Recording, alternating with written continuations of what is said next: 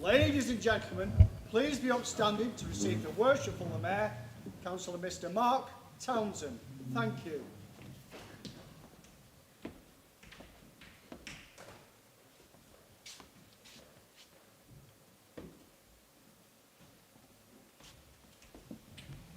Good evening, members. Good evening, Mr. Mayor.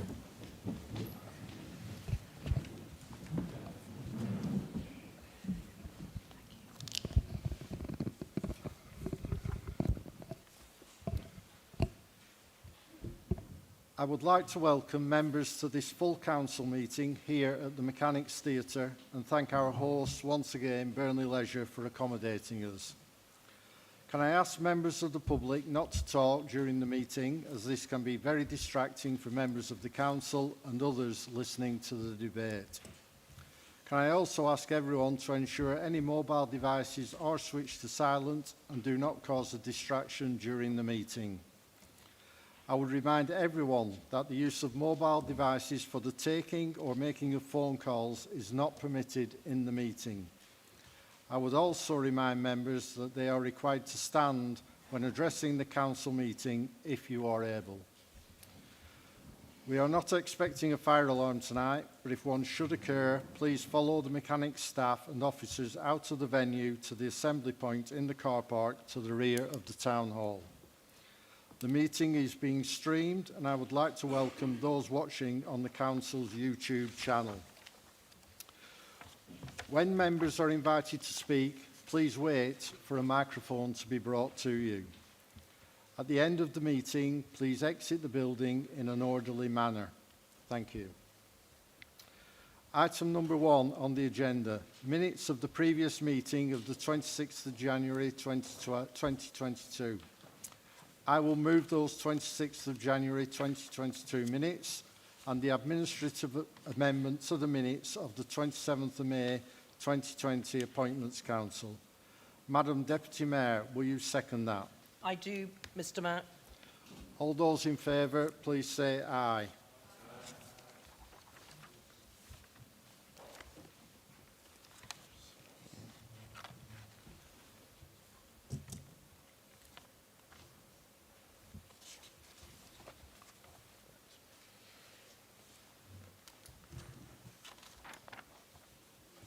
Item number 2 on the agenda, declarations of interest.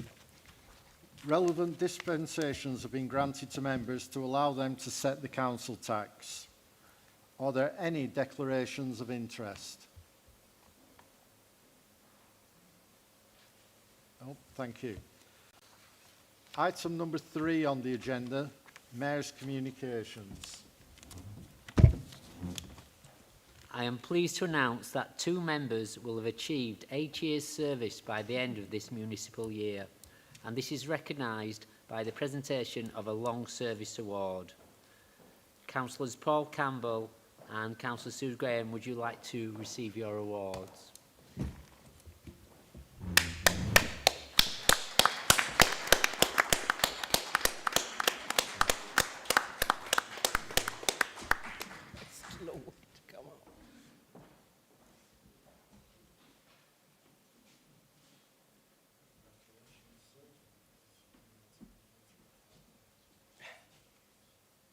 Well done, Sue.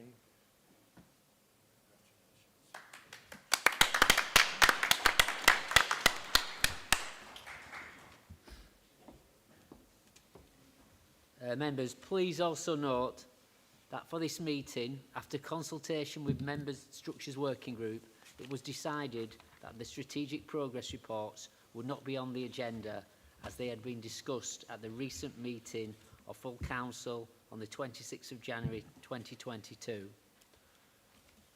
Finally, members, this is Imelda Grady's last council meeting with us. Imelda is due to retire in March after 20 years service. She has given the council brilliant service and I know lots of you will have received fantastic support from her. I am sure you will want to recognise this formally at this meeting. Get longer for Imelda.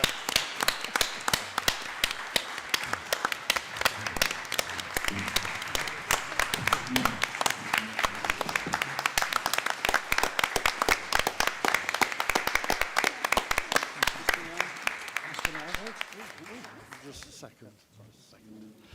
Any member? Councillor Afrasiab Almore.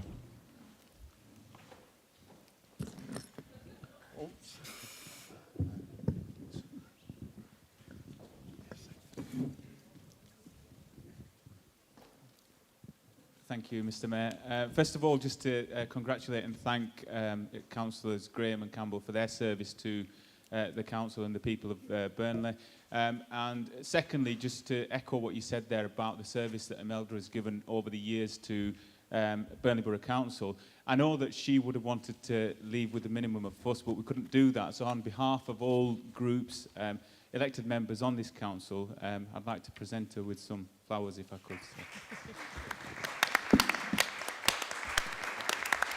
Please come forward, Councillor Almore, yeah.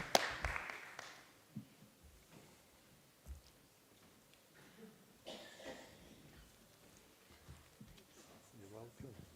Richly deserved. I'm just going to get a lot more than a bunch of flowers.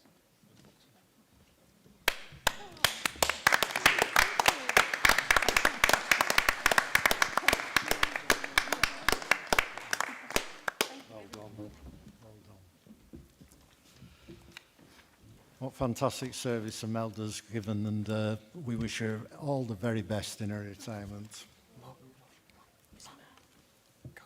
Oh, sorry, Councillor Birtwistle. Thank you, Mr Mayor. I think I'm one of the few councillors here who's been with Imelda for the past 20 years that she's been with the council. And I've always believed that Imelda's been the councillor's best friend. Any queries, problems and issues that any of us ever have, Imelda has always been there to help us out. And particularly the ones who are technically technophobic, Imelda was always there to give us a lesson on how to use our iPads. I'm sorry she's leaving because I don't have anybody left now who can help me with my iPad because I'm still, unfortunately, technophobic. So I'm having to go to Burnley College to keep up with the times. And I would like to thank Imelda personally for the help that she's given to me and certainly to the Liberal Democrat group over the past 20 years on this council. Thank you. Enjoy your caravanning. Councillor Hosker.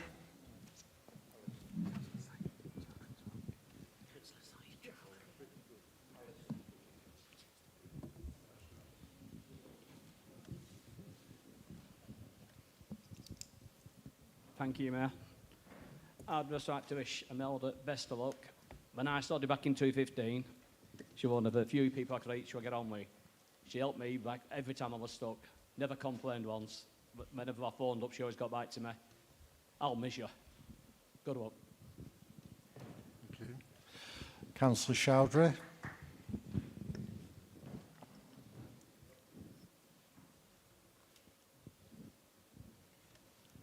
Imelda, we will miss you.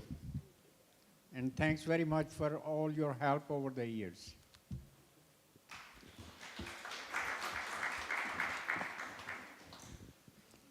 Councillor Cunliffe.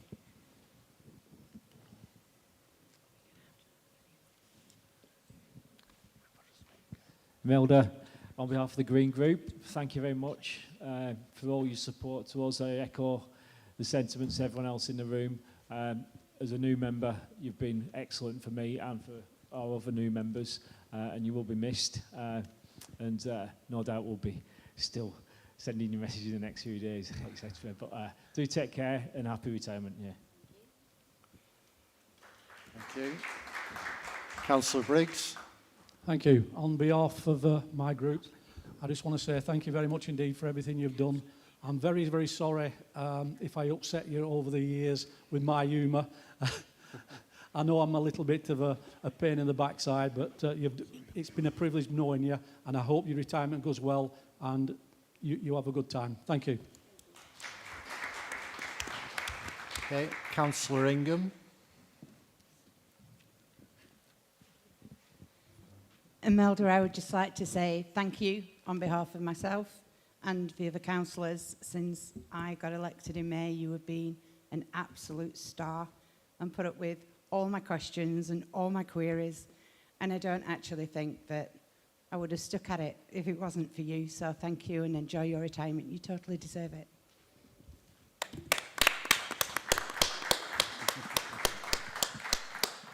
Thank you. Thank you, members. That's been a really fitting tribute to a real stalwart and employee of this council who's supported us all over the last few years. Thank you very much for that. And thank you, Imelda, for everything you've done. Thank you. Moving on. Item number 4 on the agenda, public question time. Fiona Wilde has requested to speak on nitrous oxide misuse. Can you please come forward, Fiona, and you will have 5 minutes to speak.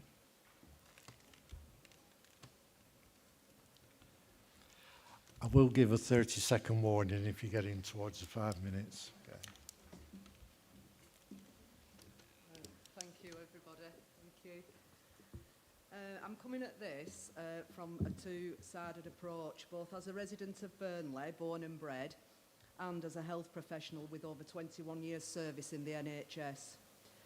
I'm a regular dog walker and take part in a lot of community clean-ups too. And over the past few years, I've noticed little piles of small silver canisters or empty foil balloons in various places, often under a canal bridge, near seating areas or in parks.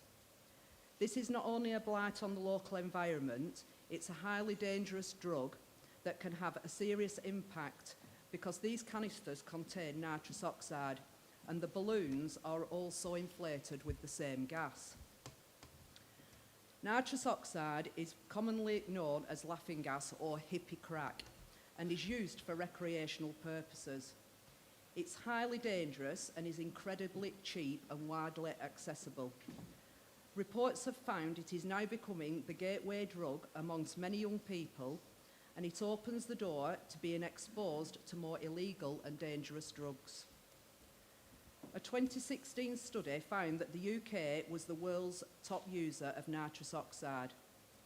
Amongst the 16 to 24-year-old age group, it is only behind cannabis in terms of usage, and its popularity is soaring. As I've already mentioned, it is very cheap, and a canister can cost as little as 20 pence when bought in bulk. Nitrous oxide is often considered a soft or not particularly harmful drug. Its quasi-legal status would seem to bear this out, and people can mistakenly confuse it as a legal high. Its sale for recreational purposes was criminalised in 2016 and is covered by the Psychoactive Substances Act, but that doesn't seem to have had any significant impact or reduction. To my surprise, these canisters can be purchased cheaply and quickly online, and this includes delivery direct to the doorstep, and there is no requirement for the vendor to undertake an age check. I have gone on online platforms such as Facebook, eBay and Amazon. Anyone can purchase these canisters with relative ease and no restrictions, as they are advertised for the intended use in a commercial kitchen environment or in medical settings. I could even buy in bulk from overseas with all the paperwork requirements being administered by the seller, and I can hand these out or sell them on to anyone. Laughing gas gets its nickname because it causes brief fits of uncontrollable laughter. It does this by interfering with the oxygen supply to the brain. The gas can cause severe headaches, numbness or tingling in the hands and feet, difficulty breathing, unconsciousness, and risk of suffocation, and it has been linked to 25 deaths since 2010. The Royal College of Nursing warned last year that many who take it have no idea of the risks it carries, which can also include vitamin B12 deficiency, jaundice, mouth ulcers, dizziness, and permanent nerve damage. It impacts on already existing mental health issues, and speaking from experience of being an NHS employee, services are virtually non-existent to deal with issues such as this due to cuts in vital services. This is a product that is being abused and used in a way that it was not intended to be used. It is dangerous and can kill. The number of discarded canisters tells me that there is a real problem in Burnley and Padiham with this abuse of this gas. This is an issue that is affecting the safety of our communities and young people. As this council has a responsibility for community safety, and with all I have said in mind, I am urging you to write to the relevant government minister asking that they seek to review the current laws for the regulation and licensing for the purchasers of these canisters. Thank you. Okay. Thank you, Fiona. Please return to your seat, and thank you for bringing this to the attention of the council. Councillor B. Foster, would you respond to Fiona, please?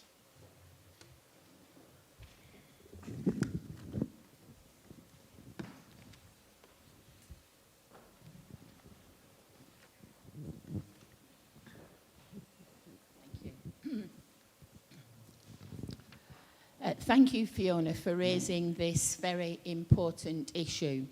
I'm sure that we are all concerned about the effect that these canisters have on the health of our young people. The attraction for the young people of these canisters, as we've just heard from you, is that they are known as laughing gas. I'm pleased to be able to inform yourself and fellow councillors and the public who are watching that this issue is already on our agenda.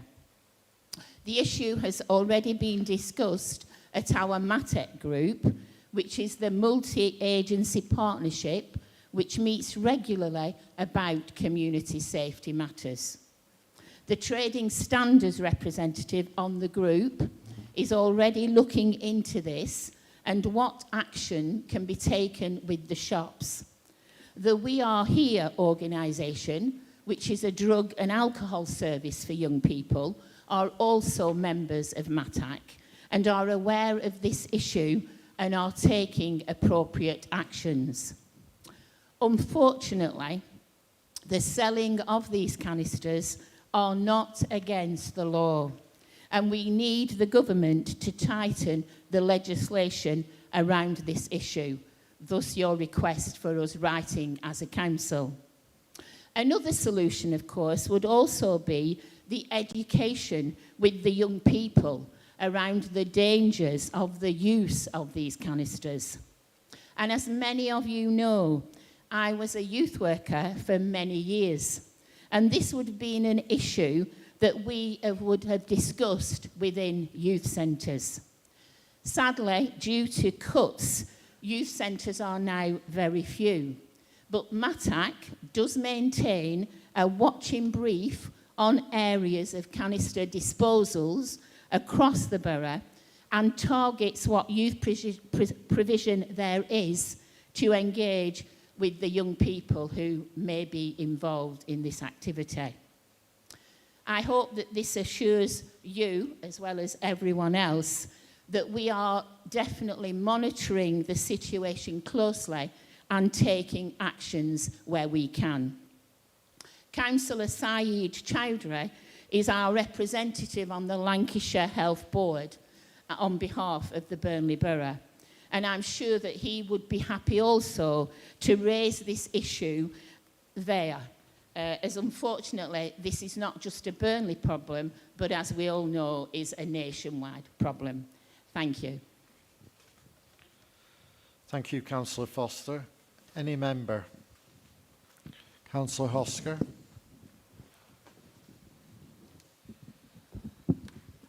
Thank you, Mr. Mayor. I'd like to thank Fiona for bringing this to our attention tonight. I've experienced these canisters myself once in Upton, when they were, like I said, under Canal Bridge. 1.5 bin liners refilled full of these. And I'm glad to hear that our executive member, B. Foster's, took note. That's good. You come here tonight, you give up your good time to come up here tonight. In return, I'm going to speak personally to our MP and see if I can push this forward.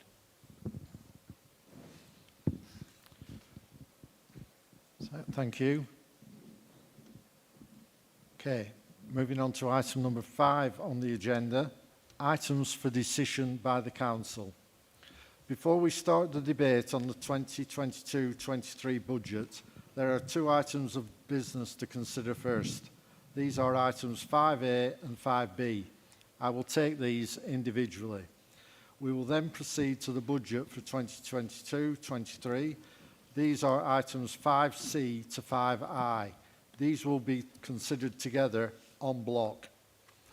After the budget items have been considered, I will then take the rest of the items on the agenda individually.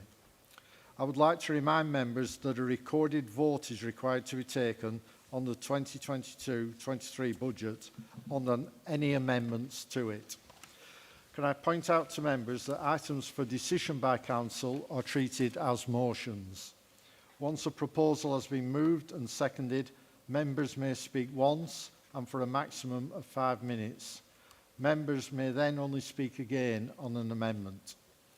Will members please note that the relevant minute extracts from the 14th of February 2022 executive meeting relating to items have been published on members' iPads as a supplementary to the agenda pack, and the relevant decisions for full council have been highlighted in bold in each minute.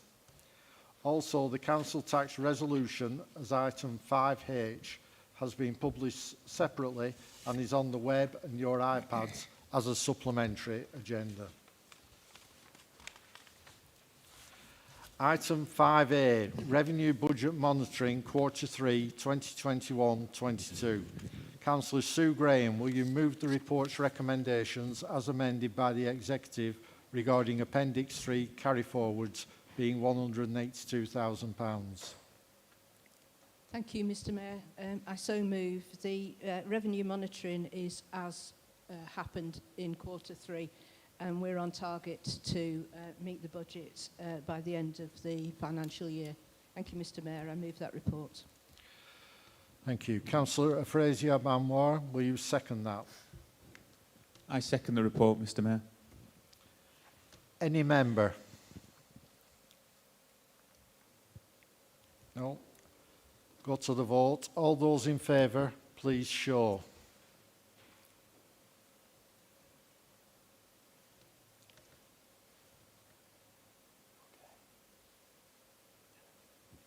All those against? Any abstentions? The item is carried. Item 5B, Capital Budget Monitoring, Quarter 3, 2022-23. Councillor Sue Graham, will you move the report? Thank you, Mr Mayor. I so move. Councillor Afrasiab-Anwar, will you please second the report? I second the report, Mr Mayor. Any member?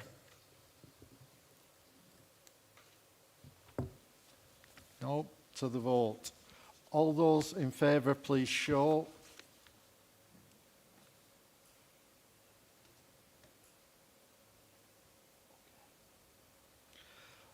All those against, please show. Any abstentions? Thank you. The item is carried. Item 5C to 5I, the budget for 2022-23. As these items will be taken together, I will use my discretion on the 5-minute rule and may allow members to speak for longer. Once the reports have been moved and seconded, I intend to invite the remaining group leaders to speak and, if relevant, make any amendments. For any amendment or motion debated as part of the budget, a recorded vote is required. In order that everyone in the room and at home can hear proceedings, Alison will be giving the roll call and confirming members' votes verbally. Councillor Sue Graham, will you move the reports and the recommendations from the Executive? Thank you, Mr Mayor. I'm going to move the reports item C to I. It seems wherever I stand in this room, I've got my back to somebody. I mean no disrespect by putting my back towards the chair. These last 12 months have been really difficult. I don't think we can get away from that, both for personal budgets and for the council budget. But despite COVID and the ever-increasing challenges of inflation, council officers have continued to keep our services afloat, to deliver services within the financial and operational constraints that they have been set, and to seek out the very best value for our money in our ever-decreasing budget. Within the council chamber, the partnership between the two parties at the heart of the administration has ensured stability in decision-making and in planning for the future, allowing Burnley Council to punch way above its weight and deliver ambitious projects for our residents. We could not have progressed Pioneer Place, Charter Walk, or the expansion of Burnley College without that stability in decision-making. We now look forward to delivering the three elements of the Levelling Up Fund with that continued support. The further development of UCLAN, improvements to Manchester Road Station, and the Town to Turf project, which this council has been working on for years. Together, we've maintained financial prudence, bringing both the current revenue and capital budgets in line with projected targets. We have usable reserves that allow us to plan for future projects and are maintaining very close control of spending. Members are kept fully appraised of this through the quarterly reports that you've just seen and the medium-term financial strategy that you see every quarter. But, and there is always a but, the future is so uncertain. The council's been waiting since 2017 for the government to produce its fair funding review. At the moment, we are currently getting one-year settlements with no indication of future funding, meaning that we are constrained in our medium-term financial planning. The medium-term financial strategy, which is at item 5C, makes assumptions based on our knowledge of possible threats, such as inflation and the impacts of leaving the EU, but we have no knowledge of current government thinking or funding for local authorities, and this vacuum is highly damaging. During COVID, we have been able to offer some council tax relief to those in work but on low pay. There's no guarantee that we shall be able to continue to do this in future because of the uncertainties over funding. The COVID economic and community recovery groups are active and have supported a great number of small businesses and community groups in their ongoing work dealing with the fallout from the pandemic. These partnerships have been vital for all those who have suffered business losses and personal losses during the pandemic, and I'm sure the whole council thanks them for their efforts. Looking to the next financial year, 2022 to 23, council tax will increase by just under 2% in line with government expectations. County council, police and fire authorities requirements also increase by more than 2%. If you are a Band A council taxpayer, your total council tax bill will be £1,431, of which the Burnley element is £212, less than 15%. If you live in Padiham or one of the surrounding villages, you will have a further precept to pay. If you are a Band A council taxpayer, your Burnley council tax bill has gone up by £12 since 2019. Your Lancashire County tax bill has increased by £111 in the same period. No one likes to hear of increased bills, but the current rate of inflation is around 7%, and Burnley Council has to buy energy, goods and services just like the rest of us, so the council's spending power is decreasing significantly, and savings will have to be made to balance the revenue and capital budgets in future years. In summary, this administration has ensured strong financial management throughout the past year and continues to be ambitious but careful going forward. More certainty about local government finance would be useful given all the other uncertainties in the world today, but the task in hand tonight is to set the council tax for the forthcoming year. I therefore move the council tax resolution at 5H and items 5C to G. Thank you, Mr. Mayor. Councillor Fraziab Anwar, will you second the reports and recommendations from the Executive? Thank you, Mr Mayor. I second the report and the recommendations and reserve the right to speak. Thank you, Mr Mayor. I will now invite group leaders to speak in order of group representation. However, before I do so, please can members note that we have received amendments to the budget from the Green Group, which have been confirmed as viable by the Council's S151 officer. The amendments have been circulated to members by hard copy and are on members' desks. As the budget items are being dealt with en bloc, then each group's amendments will also be en bloc. Councillor Cunliffe, will you move the Green Group amendments?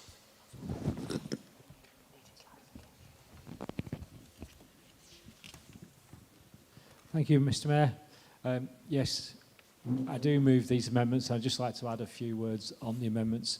We've brought these in the spirit of realising that times are tight for the council and for the residents that we all represent. I mean, the first budget amendment that we've put down on here is a proposed additional budget line from the COVID reserve of £15,000 for 30 new allotment plots in Burnley Borough. We've corresponded with officers on this, and they've informed us that there are currently 300 people on allotment waiting lists across the borough, and the council should aspire to provide as many plots as they can to those who want them. We think this is good for well-being, and we also think it's good for biodiversity, and it also hits that need of food, which is going to be sort of squeezing our residents coming forward. So that's the first amendment, Mayor. Yeah. The second amendment, well, again, we're trying to just be prudent with money that we're spending, and we're not against the £21,000 for IT upgrades, and we're just suggesting that we have a clearer look of what the needs are across members and officers for using iPads, and we're saying that the money is distributed £7,000 per year over 3 years. Maybe when we come to the third year, we won't need to actually spend £7,000. For example, in our group, 3 of us don't really need the iPads. 2 of us do. So it's not a thing that our group doesn't want them, or I think it depends on the needs of people and what they need. Everyone's got a different need for an iPad. We do recognise that this is a GDPR issue on the iPads, and that's something that should be considered as well in this. But I think if we do it in instalments over 3 years, we think that will be worked. So again, trying to be flexible on these budgets, Mr Mayor. Yeah? The third amendment is looking at the £100,000 that's put down for audio-visual in our home, which we're not in tonight, and we realise that there is a need for an upgrade, and we want to maximise the money that's going to be spent. We think it does need an upgrade. We agree that it needs an upgrade, but we've looked at the proposals that have come from two possible vendors, and there seems to be surplus money left over, and we think that money should be used for making sure that everyone can have good access to the chamber, because it's tight, and for those with less access than others, there should be some scope within that for allowing for better access for everyone, and then also for a view to looking at additional plug sockets, so that when we go into long meetings, you can recharge, whether you're an officer or a council member. So those are the 3 amendments, Mayor. Thank you for your time, and I hope all members will consider them. Thank you. Thank you, Councillor Cunliffe. Is there a seconder for those amendments?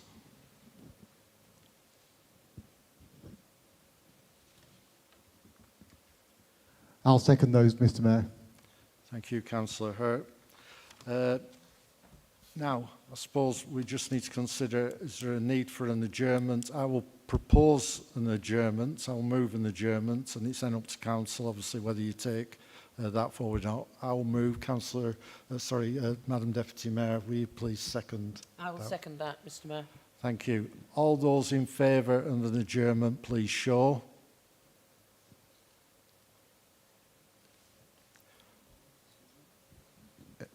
All those against an adjournment, please show. Okay, no need to adjourn. Thank you.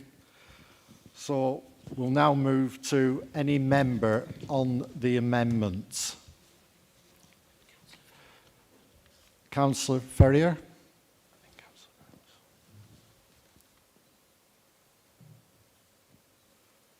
Have we got a microphone, please, for Councillor Ferrier?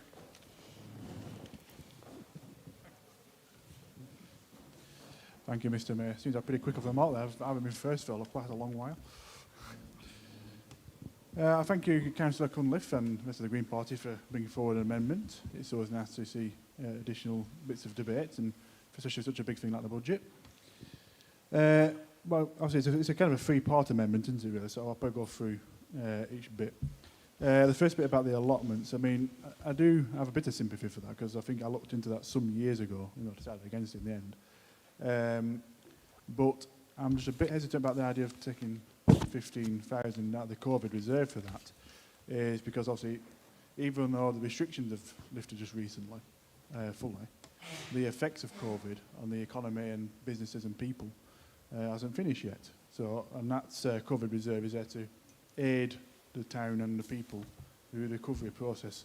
So I think, even though I understand the points made in the reasoning, the 6 points being made, I just think it's probably not appropriate just at this moment in time, maybe in the future year, definitely. The second point, which one is semi-linked to the third in a way, but the council iPads, I don't believe there's any need to replace them. I mean, I don't think there's anything particularly wrong with our current iPads. I think they're pretty good, actually, pretty fast. I mean, I remember I had an iPad, my personal one, before, but I got one now, for about 6 or 7 years, and it served me quite well. I think I only had to get rid of it because it got totally worn out. So I think trying to keep our devices running as long as we can until they are totally needing replacing. I think, one, it's much cheaper to do, and it's greener as well, keep using the same device. Been split over 3 years, I don't know, but the use of personal iPads, I believe, I mean, I'm sure Councillor might correct me possibly, but I think I remember one of our ex-colleagues a few years ago used his personal device for the council agendas. So I don't think there's something stopping using your personal one for that. So that should be up to members whether they use the iPad or not. But the third section about the audio and visual upgrade on facilities for online meetings, well, we're also going in-person meetings like we are tonight, by and large. But I don't think it's very appropriate to spend 100,000 improving in the town hall at the minute in the chambers. I know there's a bit of frustration with the older speaking devices on the thing, but they do seem to sort of work by and large. And for the electronic voting, I mean, I don't want to sound a bit demeaning, but I mean, doing that is free. It doesn't cost anything. I don't think there's anything particularly wrong with it. So, I mean, I think I'll probably speak on behalf of the group as well. We can't, unfortunately, support this amendment tonight for the reasons I've said. But thank you for bringing it forward anyway. Thank you, Mr. Mayor. Thank you. Councillor Birtwistle. Thank you, Mr. Mayor. And could I congratulate the Green Party for putting forward some positive suggestions. The first one regarding the allotments. Having been an allotment holder for many years, I don't have it now, but I had an allotment for many years, I see his point that we are short of allotments. What I would suggest is that the existing allotments sites that we have, we carry out a review, the council carry out a review before we invest in some more to find out how many allotments on the existing sites are actually being used. There are a lot of allotments on some of the sites that basically are derelict and used in some cases for storage of household goods when particular people want to store the property on their allotment, because they are cheap. It's a low-cost system that we have. So I would like to support what Councillor Cunliffe has suggested, but before the money is spent, I would like to have a survey done on how many of the allotments are being used on the existing sites, and if they're not being used, that by the tenants, then the tenants are evicted, and new tenants are invited to take the sites. And it may well be that we might find the £14,000 could be a little taster to some new people taking over some of the derelict sites that will actually fulfil the need that the council needs to improve the amount of allotments in the town. And they are fantastic things to have. So I would suggest that, yes, we accept the £14,000, no problem at all. But if there can be a survey done on the existing sites before we start building new ones, possibly in other areas of the town. Regarding the other amendments, I understand, again, the situation with our iPads. Now, do we need to replace them all? I don't know. I mean, I have a relatively new iPad, but it's down to the councils themselves. If you want an iPad, then have an iPad. If you don't require a new iPad, don't take a new iPad, and that will leave funds in the budget for the future. So I think it's a personal choice, certainly for me, that I won't be taking a new iPad. I'm happy to carry on with the one I've got. If it's upgraded like it is regularly, then I don't think I have a need, personally, for a new iPad. And I accept the needs that we need to do in the council chamber. The address system in there is getting pretty old and it's pretty dire now. So I have no objections at all to Councillor Cunliffe's amendments. All I would suggest is that we look at them carefully before we spend the money on the allotments, and we let the councillors decide whether they need. We can put the money in the budget, but we ask councillors to decide, do they really need one? And if they don't take one, and we'll leave the money in the budget to be spent on other things in future years. Thank you, Mr. Mayor. Thank you. Councillor Anwar. Thank you, Mr. Mayor. First of all, just to echo the points that Councillor Birtwistle has made in terms of the amendment that's been put forward by the Green Group. I think the first thing to say is that obviously with as a councillor, as a ward councillor, one of the things that we do hear often from residents is the lack of space or allotment space. So to have a look at that, but I think Councillor Birtwistle makes a very important point around having a review of the allotments that have been allocated already and making sure that we can free up as much as we can. But, and using the COVID reserve for that as well, particularly when you look at the impact of COVID-19 on mental health, on people's well-being, this would be good use of. So we welcome the amendment that's been put forward.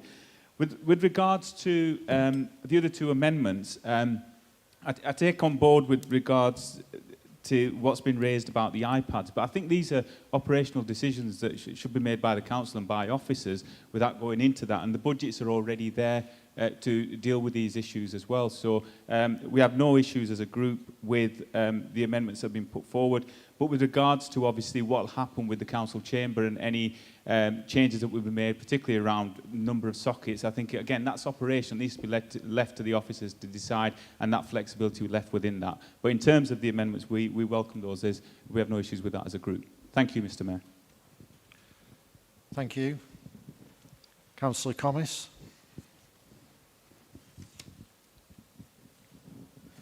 Thank you, Mr. Mayor, and thank you, Councillor Cunliffe. These are strange days. I actually agree with some Green amendments for once, so that's good. On the allotments, I take Councillor Birtwistle's point. I've spent a bit of time at the Fennyfold allotments in Padiham. That's slightly different because they're sort of managed by the allotment holders themselves. But in general, the tenancy agreements that allotment holders have do require them to cultivate the allotment.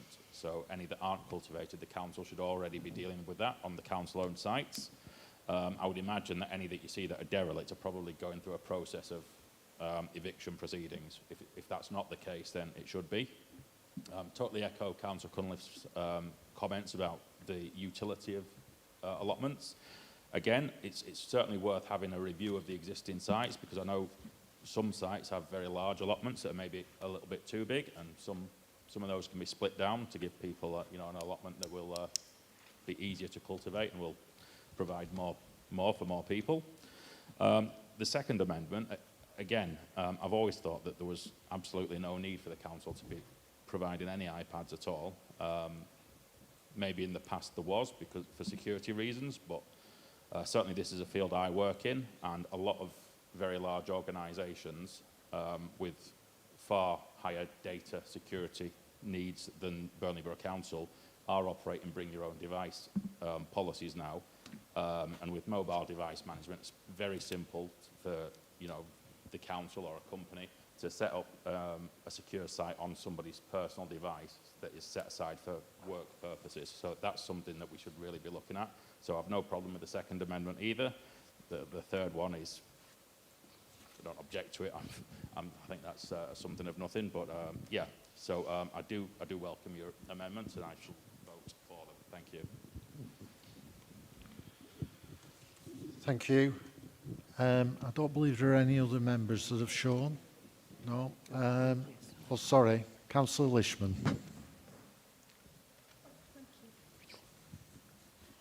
Thank you, Mr. Mayor. Simply to sort of round up the conversation on allotments, I absolutely welcome this, thank you.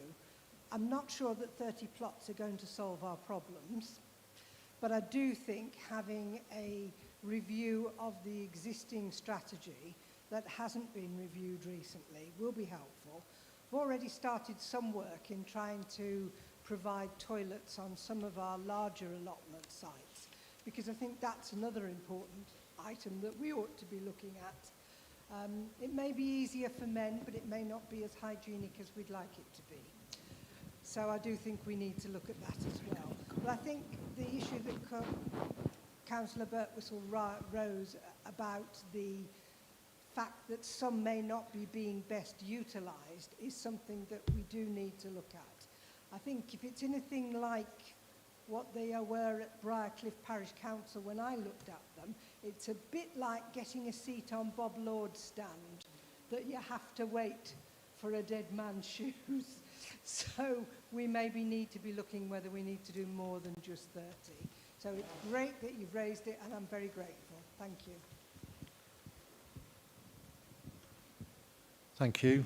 Please show if you're required to speak. No, yeah, Councillor Kelly.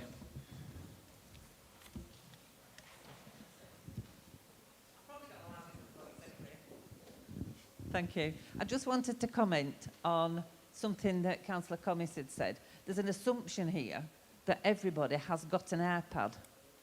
There are people who don't have personal iPads, and it can be a bit embarrassing for people when there's an assumption that everybody has these things. If you haven't got one, it can be a bit awkward to come along and say that you haven't got one. I know very little about computers. I know how to do it. If it goes wrong, I've no idea what else to do. But when I asked a couple of years ago about syncing my personal iPad with the council one, I was told that we weren't allowed to do that because I said there's nothing on my iPad that would be the slightest interest to anybody, trust me. But it was because if people hacked into my personal computer, they may be able to go on and hack into other things via the council one. So I don't know if that's changed. As I say, I'm no expert on it. But I think we've got to be a bit careful what we say about personal iPads. Thank you, Mr. Mayor. Thank you, Councillor Kelly. Okay, right of reply. Councillor Cunliffe, you have the right of reply. Just very quickly, Mr. Mayor. So I apologise to all members and to Mr. Mayor. I should have actually read out the amendment, but on the iPads, the change is as required, and I think that sums up pretty much some of the sentiment that's come forward, that it's as required, and hopefully that will lead to a saving for the council. Even though it's a little, it shows a bit of prudence on tightening the belt and maybe using it somewhere else. So as required was the change that I put forward. Yeah. That's all I've got to add. Thank you, Mr. Mayor. Thank you. Thank you for your comments to everybody else. Yeah, just to clarify on reading out the amendments, the reason why I didn't insist on you reading it out was because we really read it out for the benefit of those who are watching on YouTube, because everybody can see it in here. But we are going to make sure that people who are watching from outside do have sight of it. We were going to do it through the adjournment, but we didn't. We could probably put it up now. Just 1 second.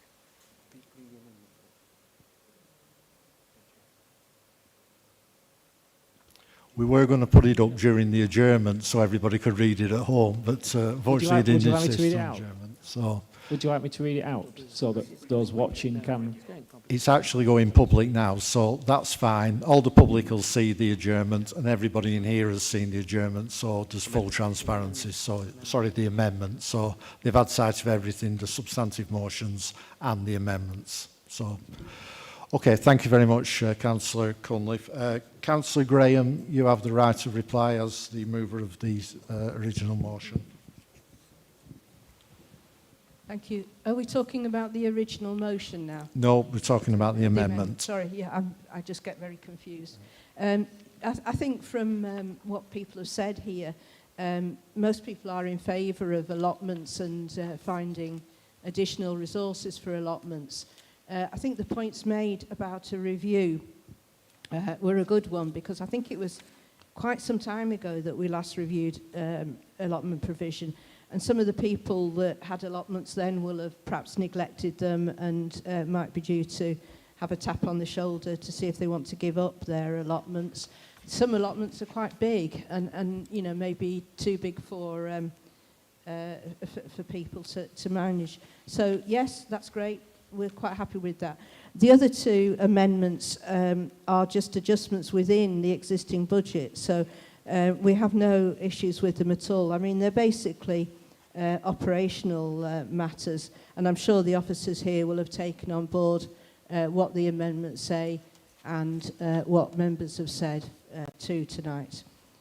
Yeah, I'm quite happy with that. Thank you, Mr. Mayor. Thank you very much. We'll now move to the vote. It has to be a named vote, and I can see Alison running into position, so please take your direction from Alison. Thank you. So members, just so that everybody at home can hear, I'm going to call out names and then I am going to repeat how you vote so that everybody can hear. So Councillor Afrasiab Anwar, 4. Councillor Howard Baker, 4. Councillor Gordon Birtwistle, 4. Councillor Charlie Briggs, 4. That was Councillor Briggs did say 4.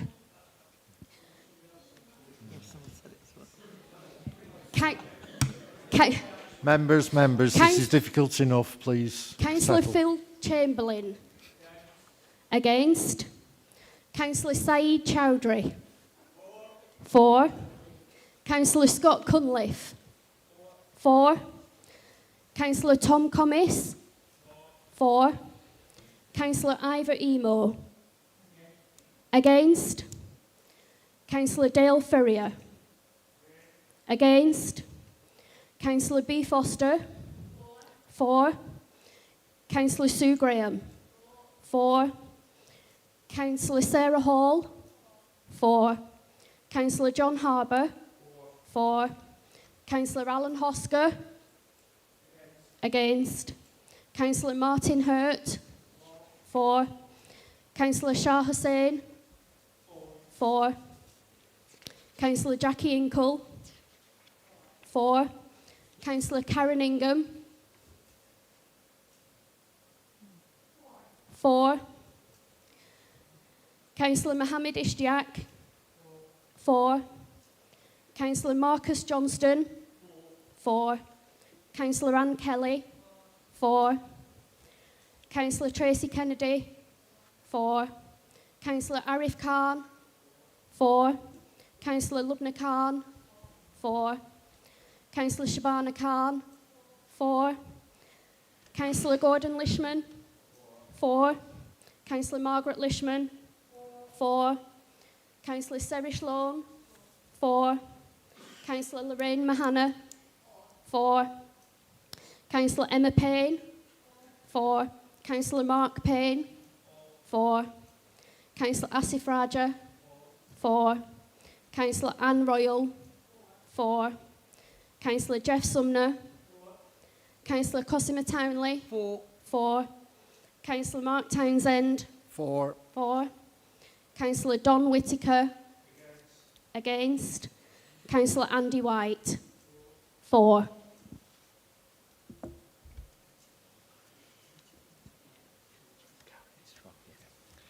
The amendment is carried. So we will now go back to the original or substantive motion, and we'll go back to group leaders. And we take these in the order that I specified earlier. Councillor Hosker.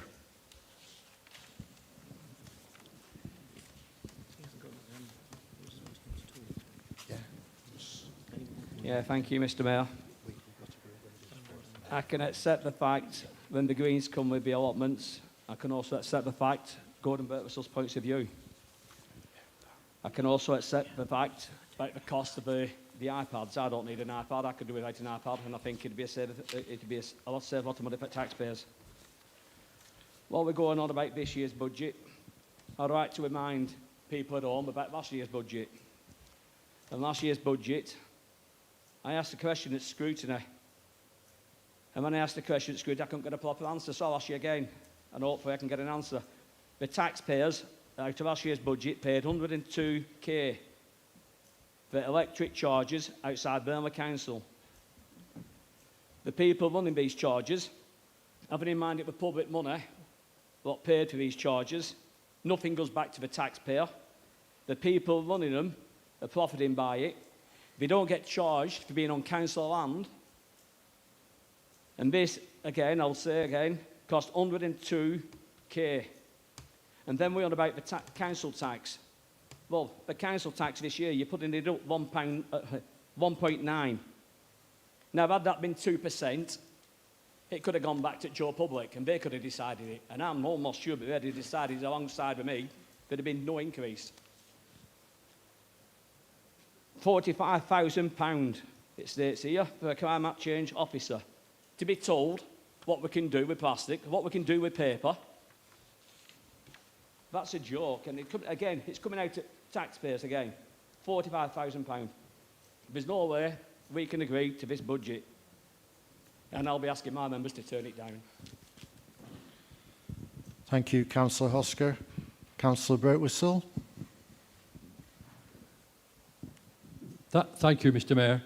And you know, the budget is tough. We've been in this position and the budget is tough. And times that are coming are tough. Inflation is raging away at 6 and 7%. So the residents of this town are going to suffer due to the inflation. But more to the point, the Conservative group here, who are objecting to this and are going to vote against this, have just approved the reduction of £176 per pensioner in England and in Burnley by scrapping the promise that they would deliver the triple lock pension.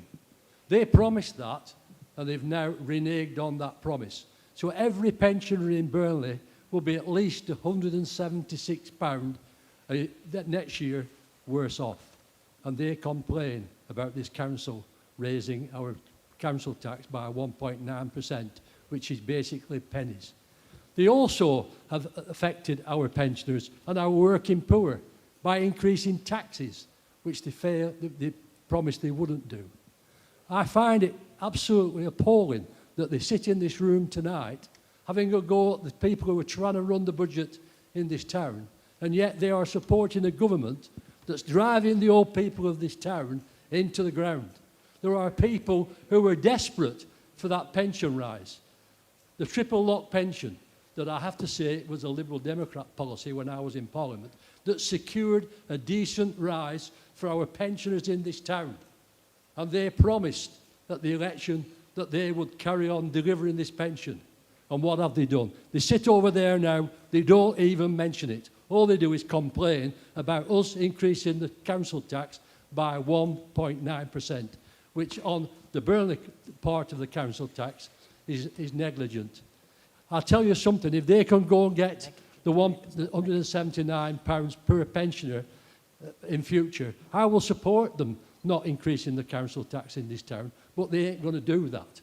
They're driving up inflation. They're supporting the government. Their government is supporting the gas and electricity the oil companies in making 9, 10, 11 billion pound profit, and they haven't got the guts to go and take the tax off them to support our pensioners and our poor people. I think it's an appalling disgrace that they sit here tonight and don't apologise for that. And I expect them to do that. Because they will just say, oh, it's nothing to do with us, it's the government. We don't really support it. Yet they are the supporters of it. They cannot wriggle out of it anymore. Mr Mayor, the Liberal Democrat group will be supporting our budget, but I feel really, really sick tonight that our poor pensioners have been driven into the ground, and our poor people, by their government. And our MP has supported every motion that's been put by the government to destroy what we should have had in this town. Thank you, Mr Mayor.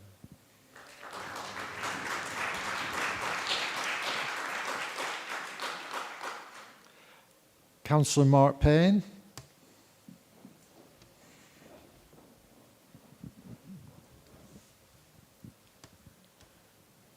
It's very tough times at the moment. It's a tough budget, but we will support the budget as we feel it's fair. There's a lot of pressures coming towards the people of Burnley, especially with the energy rises that are coming around the corner. Myself as a small businessman, I'm worried about my own business and the amount of energy cost I'm going to incur. I've heard some horror stories of 40–50% rises in energy, and this is just going to flow onto my workers, other people's workers, other people's families. But we can't carry on not putting the council tax up in Burnley, so my group will be supporting it. Councillor Cunliffe.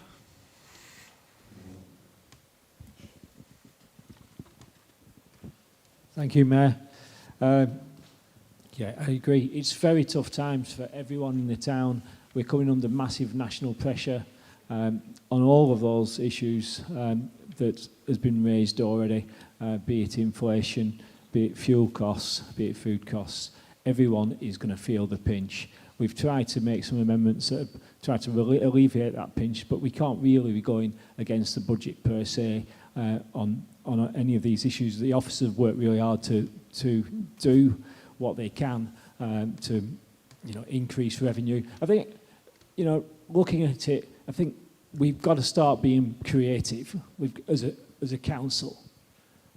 Being more creative in these tough times to really increase revenue as much as we can by tightening our belts a little bit on issues, but also by collaboration. And I think it's at times like this when we've really got to pull together as groups. There's a lot of common ground that we can share and move forward and collaborate on, and we're going to try and do that. For us, obviously, we've submitted quite a few pages to the exec on the climate change issue. We do welcome that this is coming. There's a lot of room for growth around on the document that's on climate change action.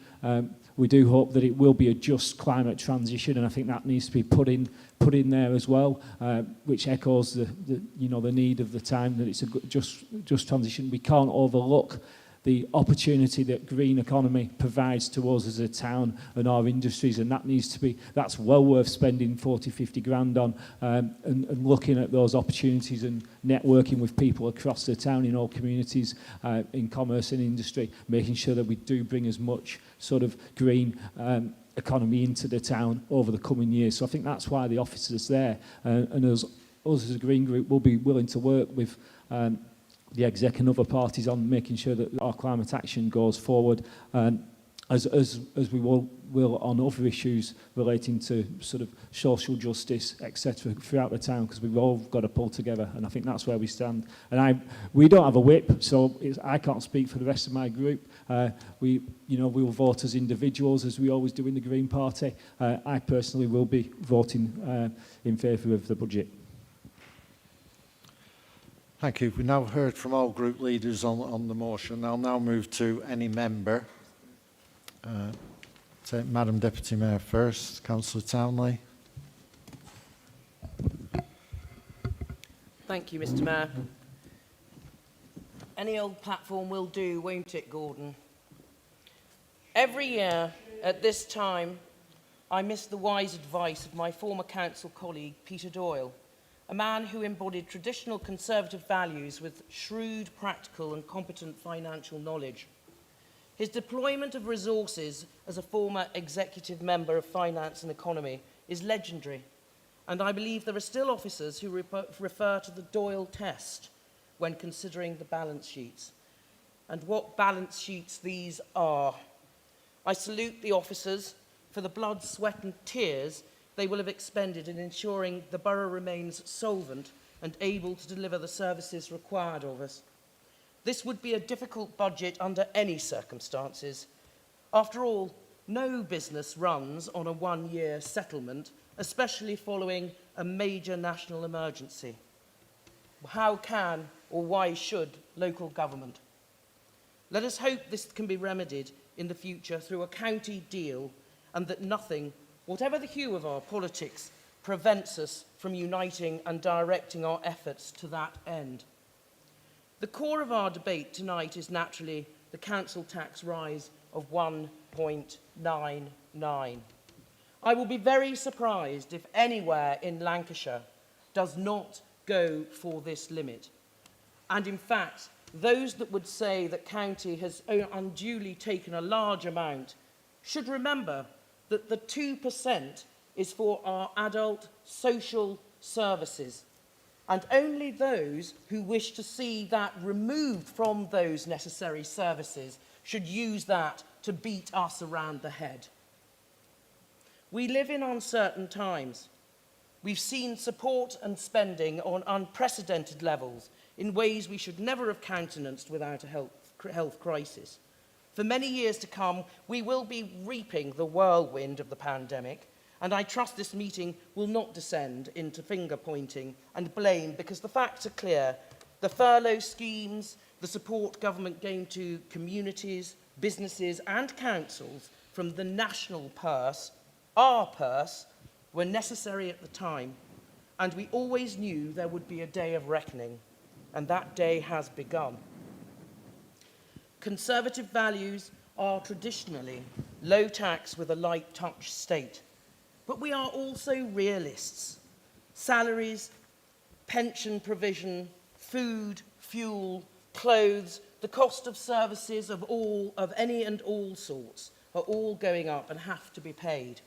The residents of Burnley know that and would not thank any of us for pretending otherwise.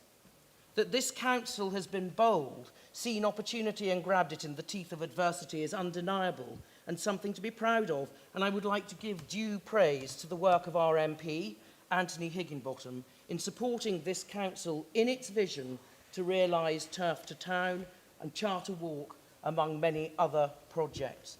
These are Burnley's future, even as they make it more, even though they have been made in the financial present. I'm pleased to see this budget supports our core services within street scene, environmental health, planning and green spaces. And I acknowledge that each of these areas could swallow a quarter of the annual budget and still come back for more. What I do find disappointing are the inclusions of fantasy items, water fountains at 20,000, lost income and opportunities from fees and charges, circa 60,000, and the lack of commercial vision with regard to the installation of electric vehicle chargers on council land, from which we take not a single percentage of profit from the very happy partnership we have signed up to with the private provider. There is nothing in this budget that acknowledges, let alone supports, our rural community, and the same can be levelled at the lack of vision with regard to promoting active travel in conjunction with our local health agenda, tourism and the recreational offer to be found within our landscape. Hills of the North will not be rejoicing anytime soon near Burnley, and may as well not exist for this council. I remember well a Labour leader, not too far from me now as it happens, lambasting Tory councillors for abstaining on a budget vote. But there is sometimes a very good reason for taking such a course of action, and I believe many of my own group and of your groups may have had to consider their response in this impending vote. Unfortunately, party politics being what it is, and party whips being what they are, I am unable to support this budget before us. Councillor Whittaker.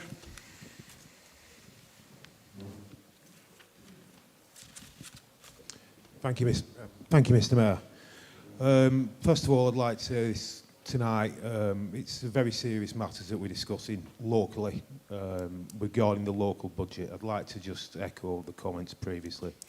I am genuinely concerned at some of the aspects in this budget, such as the dedicated climate change officer at £45,000 per year. I fully understand climate change needs to be looked at, but realistically now, at this moment, I don't think it's the right time to be spending that money on that particular position. It is something that we should consider in future, but at this moment in time, I don't think it's the correct thing to do. There's a carbon literacy training programme that's in place at Burnley Borough Council. We've allocated £100,000 to it, of which £28,000 has already been spent. That leaves us with £72,000 of revenue that's sat there. I would suggest that that money at this moment in time is best spent elsewhere. Again, that is put on hold using that particular source of income for that particular policy. There's also, I've noticed in this budget, a people and development allocation of £235,000.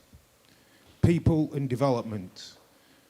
I'm assuming that's going to be training, etc. Maybe using iPads, I don't know. £235,000 of taxpayers' money. Do we really need that? That needs to be looked at.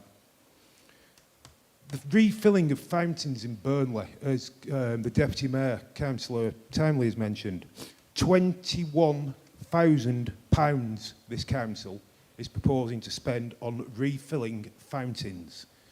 People may not have noticed in here, but we live in Burnley. It rains an awful lot. I cannot support this budget. I cannot. The pockets of the people of Burnley are not endless. We cannot continuously dip into them expecting them to pay for items such as I've just mentioned now. It isn't the right time, and I cannot genuinely support it. Thank you, Mr. Mayor. Thank you. I've got two other speakers, Councillors Chamberlain and Commis. I'll take them in that order. Councillor Chamberlain. Thank you, Mr. Mayor. I was rather dismayed to hear Councillor Birtwistle's comments. I presumed this was local council, not national issues. And we stood last year for a zero council tax rise. And again, this year we are doing so. It's the wrong time to give an extra 1.99%. And it's happened year after year after year of a maximum amount permissible before it goes to a referendum. Let the people of Burnley have a say for once. Put it to a referendum. Thank you, Mr. Mayor. Thank you. Councillor Commis.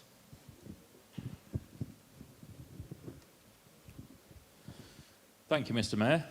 It's always nice to see Councillor Birtwistle relive his golden days from Parliament, but it's probably not very apposite.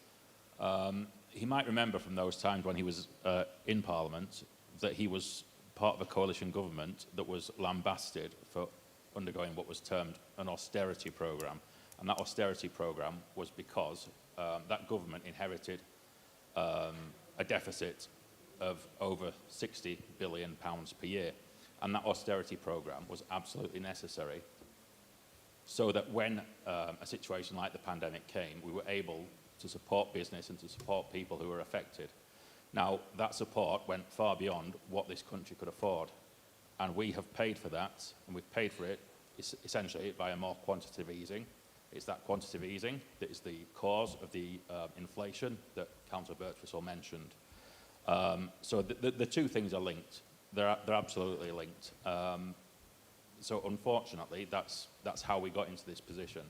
And it's not possible for the government to just shell out more money endlessly because we've still got an 80 billion deficit every single year. That's money that could have been spent on services, but instead it's spent borrowing.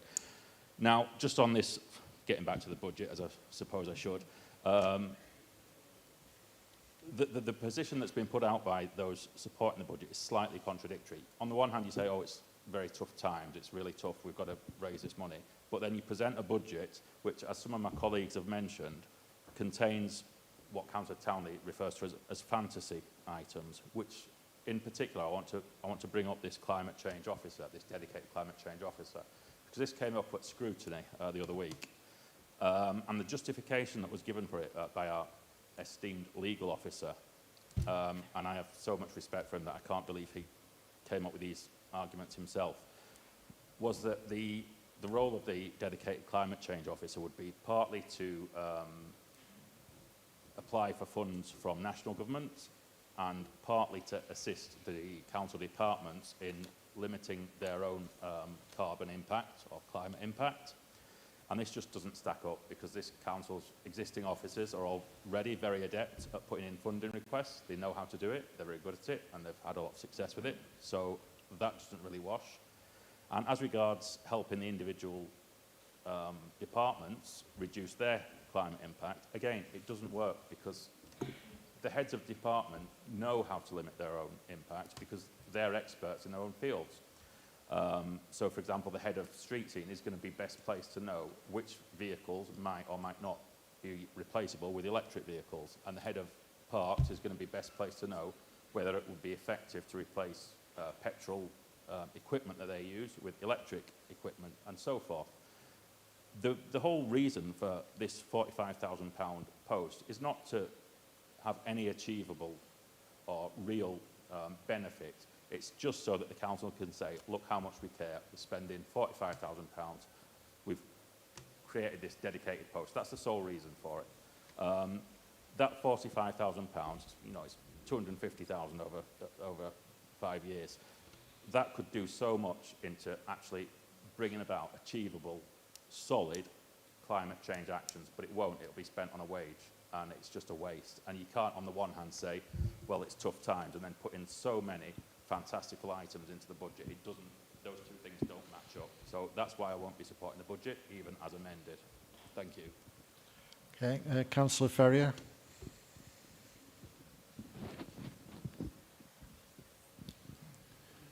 Thank you, Mr. Mayor. I'll be quite quick, really. I mean, obviously I reiterate one of the comments my colleagues have made, especially about the fantasy items in the budget.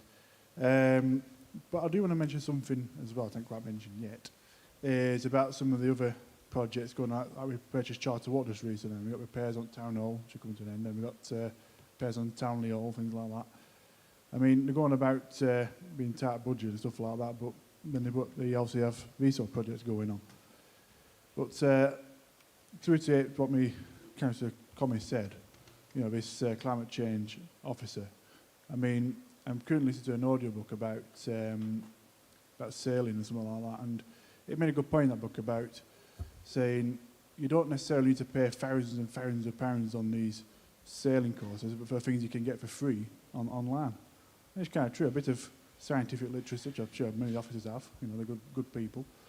A bit of research, and they can find exactly what this officer is going to do in terms of advice. And applying for grants again. Councillor Thomas said the same.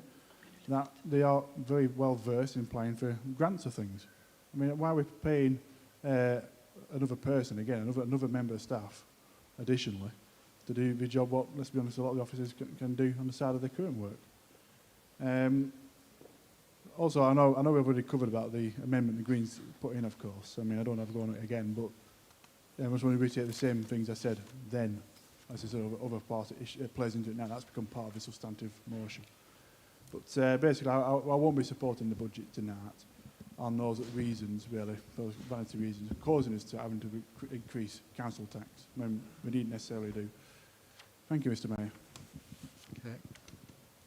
Any other members? Okay. I've got Councillor.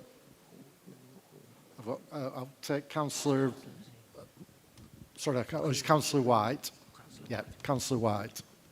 Then Councillor Lishman, and then Councillor Anwar. Thank you, Mr. Mayor. I'll be supporting the budget. The world's changing rapidly. We just talked to mention about the energy prices. I was speaking to somebody today, and how much they pay now compared to what they could pay in 2 years' time could be over 100% more than what they pay now. That's the reality. That's what will affect businesses. We need to educate ourselves. I'm always looking at educating myself. This last couple of weeks I've been looking at electric cars. Could I afford one? And then looking at the infrastructure chart in Burnley, and it leaves a lot to be desired. There's a lot of companies like BP, Esso, Shell. They're putting in charges in other places around the country. We have to learn, we have to change. And concerning climate change officer, simple fact is we need to be educated. That's all officers, ourselves, things that we could do. The small things, small amendments, a lot of times it's just working amongst ourselves, learning a bit more, not off some YouTube video that somebody's put out there, but actually finding out the facts. I support this motion. I think we just need to work together and just be sensible. We have to change. Thank you. Thank you. Councillor Lishman. Thank you. Thank you, Mr. Mayor. Fascinating listening to parts of this debate. Of course, national matters do impinge on local matters and are directly relevant to the decisions that we're making now. One of the more interesting things about this debate is Councillor Birtwistle talking about national matters and their impact on the town, and then a variety of other members saying, firstly, that you shouldn't talk about those things, and then telling us how wonderful the government was. I do think you have a choice. Either you can stick to local things, or you can talk about a national context, but actually you can't say that you're doing the first and then insist on talking about national matters as well. We've heard here several times Councillor Commis's view on quantitative easing, which is not one which is nationally shared by most of his party. And I do think just occasionally somebody ought to mention that this represents the view of a relatively small minority of economists and a relatively small minority of Treasury and economic spokesmen in his own party. Going on from that, one of the things that I've noticed and felt very much over the course of the last year is that there has been a willingness in the leading group on the council actually to engage with and talk to others in other parties. And that's one of the things that we said was very much on our agenda when we agreed to work with them. And I'm pleased to say that's been carried through and it's worked. If people really want to see an attempt to get people in this council chamber to work together in the interests of the town, rather than taking separate party positions, then it would actually be quite useful to take up some of the opportunities you've got to be constructive. When there is a consultative process in relation to climate change and what we do, it would actually be quite a good idea to contribute to it at the time when you're asked to. If you don't do that, it's not entirely unreasonable to suggest that what you're doing is making your party political points at the final stage and not actually engaging with the substance of the debate. Another part of that, as I think Councillor Whittaker well evidenced, is his reference to things he didn't know. He looked at the budget and said, I don't know what this is. Well, there is an answer to this. During the lengthy process which precedes the budget, ask. If you don't know what something's about and what it's supposed to pay for and what it will do and how it forms part of a wider strategy, then ask. And when you've found out, then make a contribution on the basis of what you actually know. And that goes for quite a number of the things that have been said. But it's very noticeable that none of those things are backed by an amendment. None of those things are actually backed by a positive proposal about exactly what we should do instead. And if you want to be taken seriously, and my group has certainly in the past been involved in this, less so in my time here, but believe me, I've heard a lot about it at second hand, has certainly proposed amendments, proposed changes, even when they've been voted down. But that means that people know what we are proposing and what we are standing for, rather than making generalised comments about the budget as a whole. Reference has been made to 1.99%. The problem with a national annual cap on the proposed increase is that if you lose it one year, you lose it for every following year. I don't know what the figures are, but if we lose that this year, we've lost it for the future. And if you simply vote against that increase every year, what we're seeing is 30 seconds. Thank you, Mr. Mayor. What we're seeing is the council losing considerable extra sums of money over a significant period of time. What we've seen over, in fact, going back to 1969, is a progressive, substantial reduction in the income of local authorities. We're now far below the level in Burnley and other local authorities of what any government of any Can you wind up stripe now, would please, have Councillor supported Ishman? in 1970. And people do need to take a certain amount of that context and bear it in mind when they're looking at the overall total figures we're talking about here. Thank you. Councillor Anwar.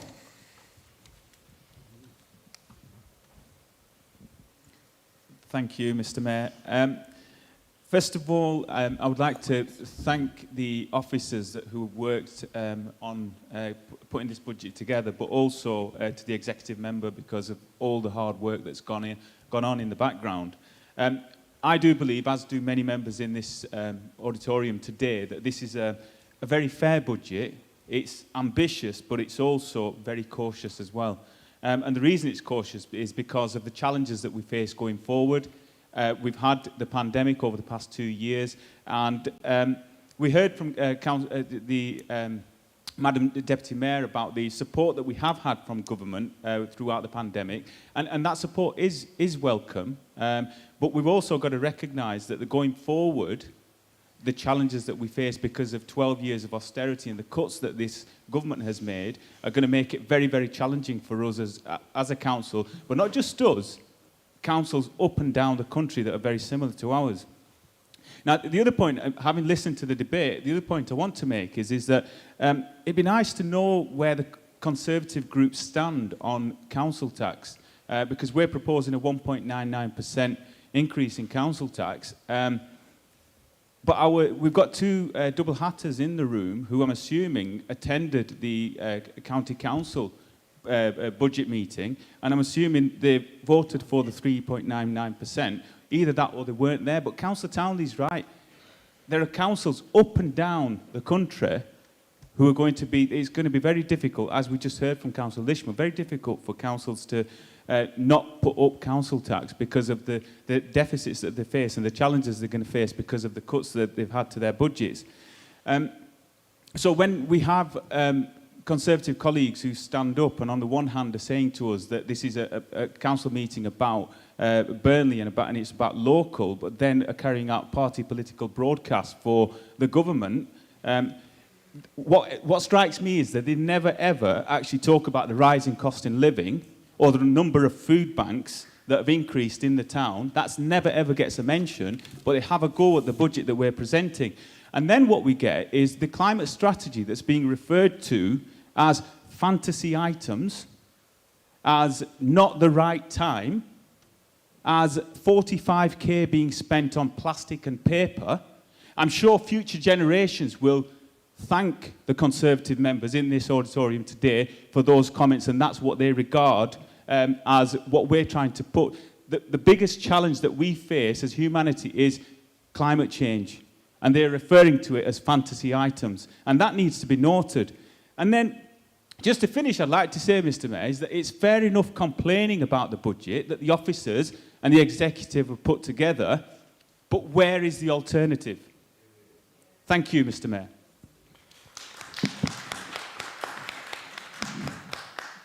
Thank you. I think I've taken all members who've indicated they wish to speak, so I'll go to Councillor Graham for the right of reply. Thank you, Mr. Mayor. It's been very interesting sitting, listening to various members. And I do thank Councillor Birtwistle, Councillor Payne and Councillor Cunliffe, who've offered their support for the budget. I think they're like me. They think it's much more important now to offer stability to the people of Burnley and some ambition as well, rather than always be negative. Very, very interesting to hear the members of the Conservative group on this council. The de facto leader, Councillor Townley, who spouted very much the party line in this. Councillor Whittaker, Councillor Chamberlain, Councillor Ferrier and Councillor Commis, who all spoke about, as Councillor Anwar has just said, fantasy items. I don't think £140,000 for cleaning our streets in a better way is a fantasy item. I don't think that £50,000 to encourage our local people to care for their environment and to take action under the climate change strategy are fantasy items at all. They're essential. They're what we need for the future. We really have to care both for the town and the countryside around us, and we have to care for the planet as well. So I think I moved the budget report, and I'm guessing that we now take a vote on the budget. Thank you, Mr. Mayor. Thank you, Councillor Graham. You're quite right, it was some time ago when you actually moved the budget, but we have got to the point where we will now go to the recorded vote, and it will be as per last time, and Alison will take you through it. Thank you. Councillor Anwar. 4. Councillor Baker. 4. Councillor Birtwistle. 4. Councillor Briggs. 4. Councillor Chamberlain. Against. Councillor Chowdhury. 4. Councillor Cunliffe. 4. Councillor Commis. Against. Councillor Emo. Against. Councillor Ferrier. Against. Councillor Foster. 4. Councillor Graham. 4. Councillor Hall. 4. Councillor Harbour. 4. Councillor Hosker. Against. Councillor Hurt. 4. Councillor Hussain. 4. Councillor Inkle. 4. Councillor Ingham. Against. Councillor Ishtiak. 4. Councillor Johnston. 4. Councillor Kelly. 4. Councillor Kennedy. 4. Councillor Arif Khan. 4. Councillor Lubna Khan. 4. Councillor Shabana Khan. 4. Councillor Gordon Lishman. 4. Councillor Margaret Lishman. 4. Councillor Lone. 4. Councillor Mahana. 4. Councillor Mark Payne. 4. Councillor Raja. 4. Councillor Royal. 4. Councillor Sumner. 4. Councillor Townley.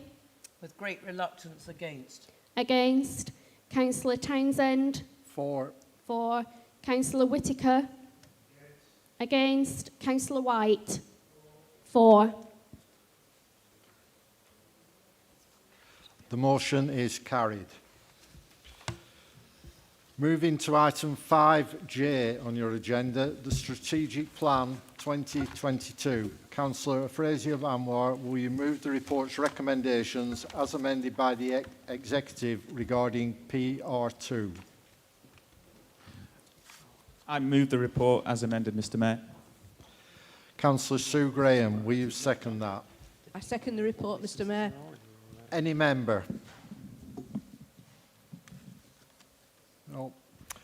Can all those in favour please show?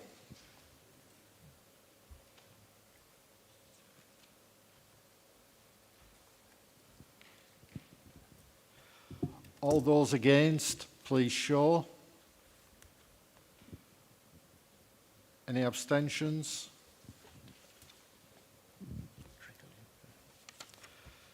The item is carried.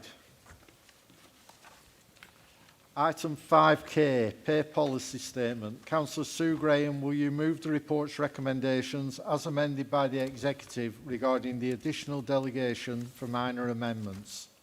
Thank you, Mr Mayor. I so move. Councillor Afrasiab Anwar, will you second that? I second that, Mr Mayor. Any member? Okay, we'll go to the vote. All those in favour, please show.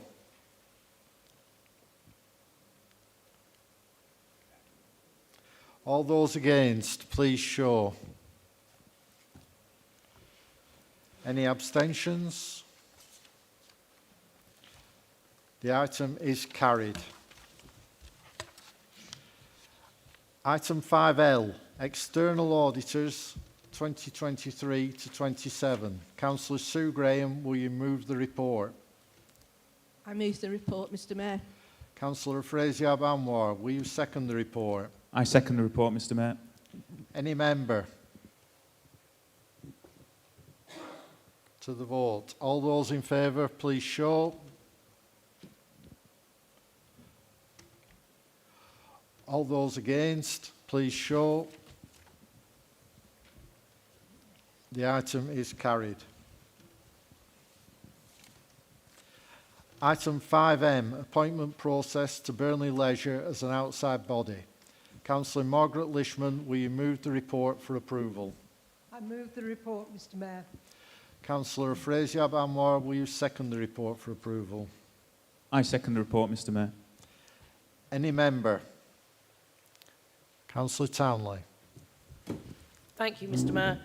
Really only to note that I welcome the changes made on to the governance in this way, but I do hope that our members will take a full part in the work that they are being appointed to and watch what is being done and how the governance is being delivered with the Leisure Trust. Thank you, Mr Mayor. Any other members? Nope. Okay, we'll go to the vote. All those in favour, please show. All those against, please show. Are there any abstentions? Okay, the item is carried. Item 5N, Constitutional Updates and Reporting. Councillor Afrasiab Anwar, will you move your report? I move the report, Mr Mayor. Councillor Sue Graham, will you second the report?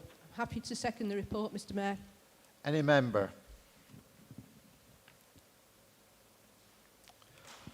All those in favour, please show. All those against, please show.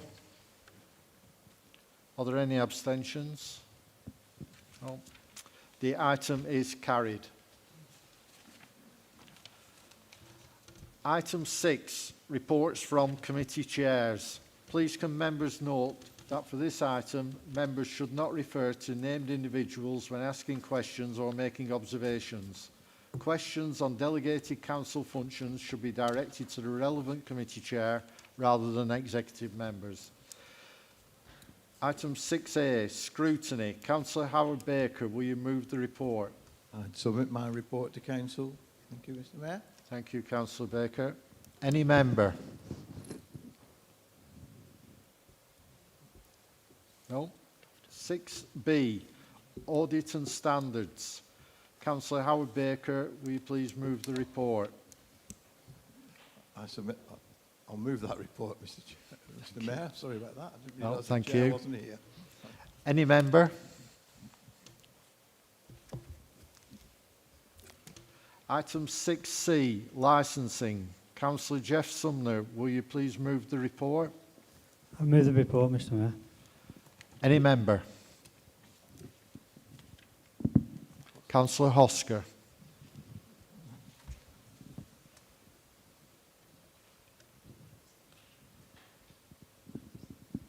Thank you, Mr Mayor. There's a taxi check recently done, Chair. Can you let us know tonight the result of that taxi check? Councillor Sumner. Thank you, Mr Mayor. As you will be aware, Councillor Oscar, a couple of your members actually are doing the check. At the moment, we haven't had a meeting, a licensing meeting to discuss it. I can assure you, when we've had the meeting, we'll come to a report and I'll bring it up at the next, bring it into the next meeting. At the moment, we haven't got all the stats. Okay, thank you. Thank you. Any other members? No? Okay. Thank you, Mr. Item Mayor. 6D, Development Control. Councillor Saeed Chowdhury, will you move the report? I move my report, Mr. Mayor. Any member? Okay. To item number 7, questions. None have been received, Mr. Mayor. Okay, and thank you for everyone. That concludes the business for tonight's meeting. Please, everybody, have a safe journey home. Thank you.